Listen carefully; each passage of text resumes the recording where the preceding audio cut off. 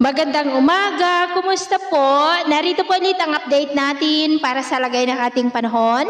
Ngayong umaga po ng March 9, 2024 na kung saan sa ngayon ay patuloy pa rin ang pag-iral ng hanging amihan dito po sa malaking bahagi ng ating bansa, lalo na dito sa Luzon, habang may shear line na nakakaapekto po ngayon sa ilang bahagi ng Caraga, Southern Leyte at Southern Samar. Ang easterlies ay umiihip naman sa nalalabing bahagi pa ng Mindanao at sa ating long-range forecast ay wala pa ring bagyo na nakikita na tatawid dito po sa ating bansa hanggang sa susunod na 2 linggo, pero may banta po na isang bagyo na posibleng lalapit dito sa ating bansa bago matapos ang buwan na ito at ang development nito ang ating babantayan kung matutuloy po iyan o hindi.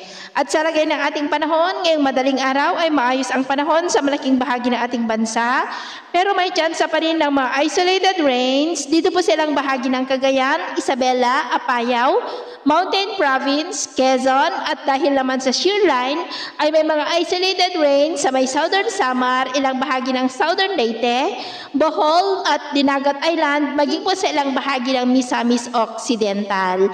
At mamaya ay sisikat ang araw sa malaking bahagi ng ating bansa, pero may tsansa pa rin ng maulap na kalangitan na may mga pulupulong pag-ulan dulot po ng amihan dito po sa ilang bahagi ng Cagayan, Isabela, Apayao, Mountain Province at Quezon. At dahil naman sa shear line ay maulap rin ang kalangitan na may mga pulupulong pag-ulan sa may Southern Leyte, Southern Samar, Dinagat Island at Oroquita. At mamayang hapon, maayos pa rin po ang panahon sa malaking bahagi ng ating bansa, pero may tsansa pa rin ng mga isolated rains dito po sa may Cagayan, Apayao, Mountain Province, Ifugao, Isabela, Quezon, Southern Leyte, Bohol at Dinagat Island. At sa atin naman pong mga baybayin, dahil po sa amihan, ay maalon po sa mga baybayin ng Pangasinan, seaboard ng Ilocos Region, seaboard ng Cagayan, Babuyan Island seaboard at Batanes seaboard, maging po sa Isabela seaboard, na ang mga alon ay posibleng aabot po hanggang sa 1.5